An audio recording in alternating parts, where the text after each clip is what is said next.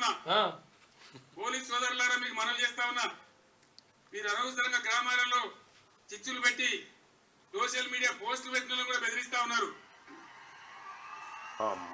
ఇది మంచిది కాదు.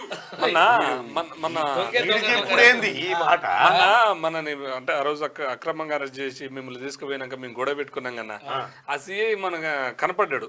నన్ను చూడగానే తలకాయ కింద తీసుకుని పోతూనే ఉండి ఒకసారి ఆయనను పిలిచి ఇంటర్వ్యూ చేయాలి. అంటే ఆయన చేయాలనే ఉద్దేశం లేకపోవచ్చు కానీ ఎంత కేటీఆర్ మీద పోస్ట్ పెడితే కేసులు పెడతా ఉన్నారట. సన్నాసి బాతాల పోసెట్టి హౌలేగా ఓ బేకార్గా నా మీద 72 కేసులు పెట్టించినవరా సన్నాసి. నువ్వుండే నా మీద పెట్టించినావు, సురేష్ మీద పెట్టించినావు, రఘు మీద పెట్టించినావు.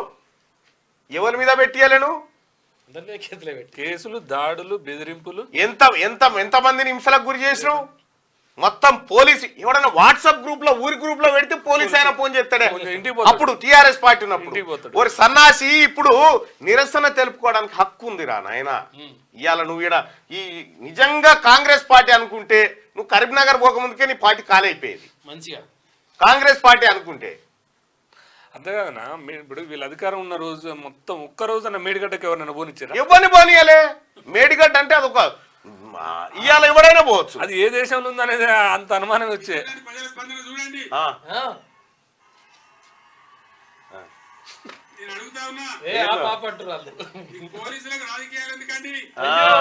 మరి నీ హయాంలో పీకని చేయించినావు కాదని ఈ పేజ్ పాడబడ ఏంది కలలేదు, ఏం లేదు, కలలేదు, వెళ్ళలేదు.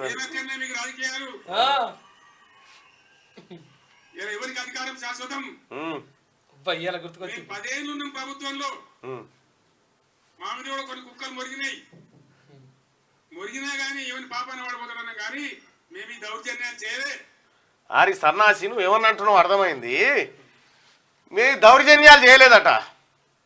క్యూ న్యూస్ ఆఫీస్ మొత్తం విధ్వంసం అయిపోయింది. దాడులు, హత్యాయత్నాలు, దోపిడీలు ఎన్నిరా మీరు చేసినాయి?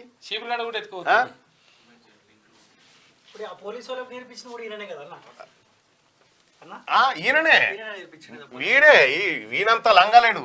ఎందుకంటే ఇగో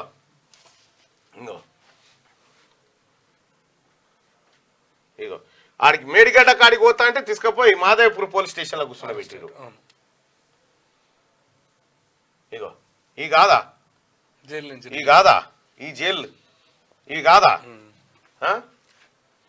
గోస పెట్టారు కదన్నా. జర్రంతా గోసనా. నేను ఆ రోజు రాష్ట్రంలో ప్రతిపక్షం కూడా వండుకొనే ఉంది, ప్రతిపక్షం కూడా నిద్రపోయే ఉంది. ఇవాళ డాంబికాలు చెప్తా ఉంటారు చాలా మంది, కానీ నేను ఒక్కన్నై కొట్లాడినా, నేను ఒక్కన్నై ఆవాజ్ ఇచ్చిన కాబట్టి అంటే మీడియాను కూడా చేతిలో పెట్టుకుని మొత్తం కంప్లీట్ గా మీడియా కూడా కేసీఆర్ కబందాస్తాల్లో ఉండే.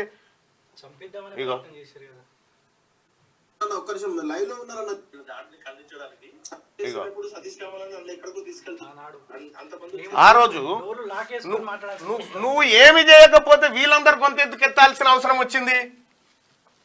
ఒక్కనొగలి నీవు చెప్తా ఉన్న కేసీఆర్ నా బిడ్డల ఉసురు తగులుతుంది, నీకు నా బిడ్డల ఉసురు నీకు ఖచ్చితంగా తగులుతుంది. ఎందుకంటే అసలు నోటి మాటలు కూడా రానటువంటి పిల్లలు, చిన్న పిల్లలు.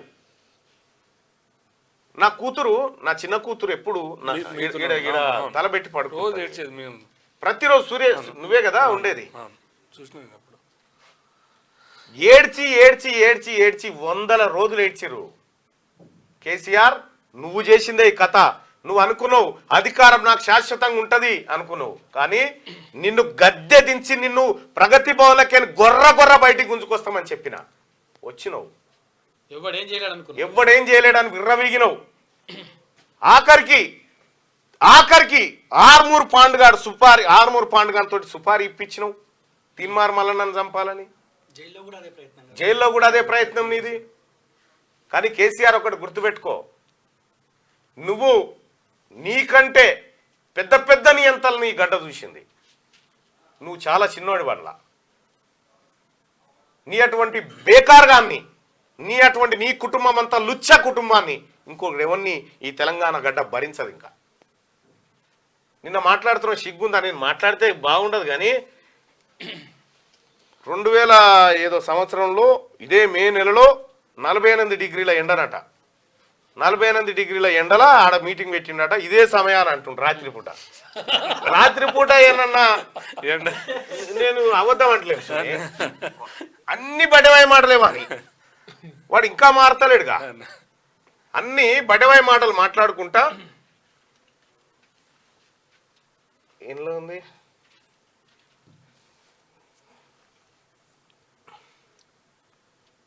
మా కార్యకర్తల జోలికి వస్తే ఖబర్దార్ అంటుండే నా.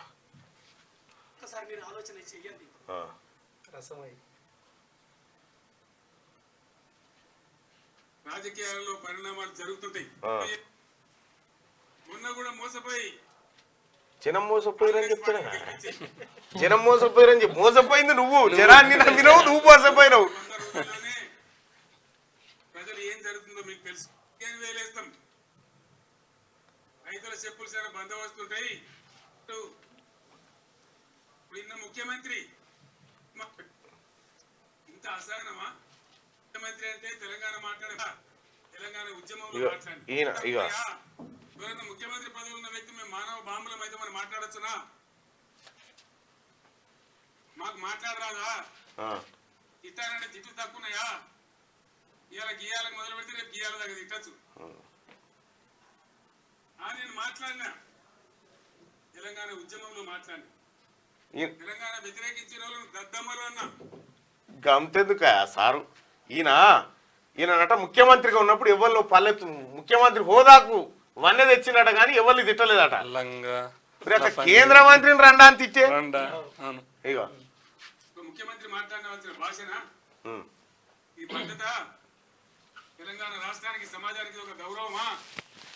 దయచేసి ప్రజలు ఆలోచించాలని చెప్పి నేను కోరుతా ఉన్నాను. ఇదా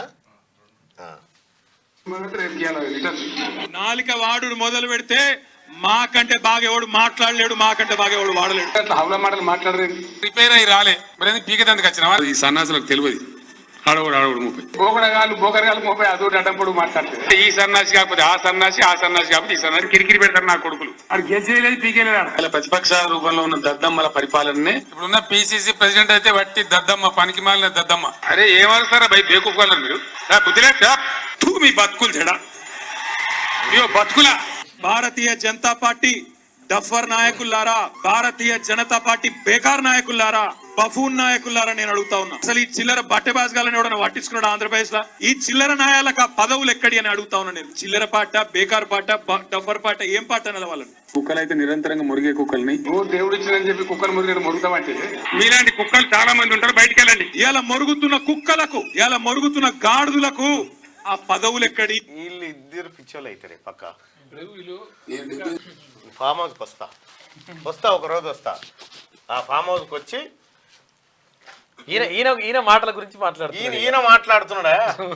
ఈయన కాళేశ్వరం ప్రాజెక్ట్ దానిలో మేడిగడ్డ బ్యారేజ్ 100 కాంపోనెంట్లలో అదొక చిన్న కాంపోనెంట్. దాంట్లో కొంచెం ఇసుక జారి 2 పిల్లర్లు కుంగినాయి. అదేందో ప్రళయం బద్దలైనట్టు. మరి ప్రళయం బద్దలు కాకపోతే ఈయనంత సన్నాసి ఎవడు లేడు. 2019లో ఈ విషయం తెలిసినప్పుడు మరి ఎందుకు నువ్వు దాన్ని అది చేయలేదు? ఆ ప్రళయం పని చేయలేదు. మొత్తం కాళేశ్వరము 215 టీఎంసీలు 215 టీఎంసీలు. మేడిగడ్డలో 100 కాంపోనెంట్లలో అదొక కాంపోనెంట్ అంటుంది కదా. ఓన్లీ మేడిగడ్డ నుంచే దాదాపుగా 195 టీఎంసీలు ఓన్లీ మేడిగడ్డ నుంచి ఎత్తాలి. ఇది చిన్న కాంపోనెంట్ అంట వాడు చెప్తాడు. మిగతా అంతా కలిపి 25 మళ్ళీ ఎల్లంపల్లి నుంచి. 2 పిల్లలు దశకితేనే గింతనా అంటాడు. మరి 2 కాళ్ళు పోతే ఉంటావా? ఒక్క కాలుకే ఉంటలేవు. తొంటే కదా అని రాకపోతే అసెంబ్లీకి మరి ఇది ఒకటి. ఇక మీ అందరికి తెలిసి నేను ముఖ్యమంత్రి అయినాడు కరెంట్ ఎట్లా ఉండే? ఏడాది అర్థం లోపల దాన్ని బాగా చేసి రెప్ప పాటు సెకండ్ పార్ట్ కరెంటు పోకుండా రాష్ట్రంలో అన్ని వర్గాలకు కరెంట్ ఇచ్చినాం. 80,000 కోట్ల రూపాయల బిల్లులు కట్టాలి. ఈ సన్నాసి 80,000 కోట్ల రూపాయల బిల్లులు కట్టాలి. మీ అందరికి భోజనాలు ఎట్లా పెట్టినా అంటాడు. మరి ఈ కిరాణా షాప్ కాడ తెచ్చిన ఉద్దరేది సార్ అంటే అది నాకు చెప్పొద్దు. వేసిన కొడుకు వీడు. తెలంగాణ రాష్ట్రంలో కేసీఆర్ నా కుటుంబం తెరువురా, నా బిడ్డలు ఏడవకపోతే నిన్ను పట్టించుకోకపోదునా, నిన్ను పట్టించుకోకపోదు వాస్తవాన్ని కూడా. నా బిడ్డల కళ్ళలకే నీళ్లు చూపించిన బిడ్డ, నీ బిడ్డ కూడా ఏడుస్తుంది ఒక రోజు. బిడ్డలే కాదు పెద్దమ్మను కూడా పాపం అందరినీ కుటుంబాన్ని నా కుటుంబాన్ని ఇబ్బంది పెట్టినవు, నీ పతనాన్ని కోరుకున్నా నేను, ఇంకా కోరుకుంటా. ఇంకా నువ్వు ఇవే తిర్రి పనులు చేయి, ఇవే లంగ మాటలు, ఇవే అవలపోసిగా లెక్క మాట్లాడు. నీకు వట్టిగానే పెట్టలే పేరు, నీ ఖాందానికి మొత్తానికి పెట్టిన పేర్లు ఉత్తగా పెట్టలే నేను. ఈ ప్రజలకున్న భయం పోవాలని పెట్టిన, ఉత్తగా పెట్టలే. నేను బాతాల పోషెచ్చని, డ్రామా రావని, తైతక్క అని ఉత్తగా పెట్టలే. వీళ్ళు భగవాన్ స్వరూపులై తిరుగుతున్నారు కదా, వీళ్ళని పాతాళం కాడికి తీసుకురావాలంటే ఫస్ట్ ఇలా పేర్లు మార్చాలని మార్చిన. కానీ ఏ మాట కామాటన్నా, మీరు ఎప్పుడైతే ఈ సోషల్ మీడియా ప్లాట్ఫామ్ ఏర్పాటు చేసి కేసీఆర్ ఏం మాట్లాడుతుండు, కేసీఆర్ ఏం చేస్తుండని ఎప్పటికప్పుడు వివరించడంతోనే ఈ గవర్నమెంట్ నిజంగా కూలిపోయింది.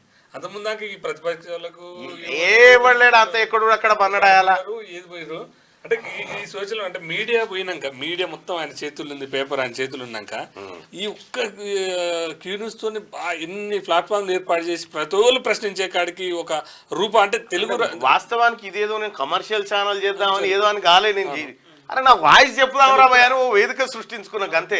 నాకు బాగా గుర్తుంది, దాదాపు 1,500,000 మంది లైవ్ చూసినది దేశంలోనే నంబర్ 1 చరిత్ర. నాకు బాగా గుర్తుంది. అంటే క్యూ న్యూస్ వేదికగా ఎన్నో ప్లాట్ఫామ్లు వచ్చినాయి. ఇట్లా సోషల్ మీడియాలో ఇది ఉంటది, ఇట్లా కొత్త ఛానల్.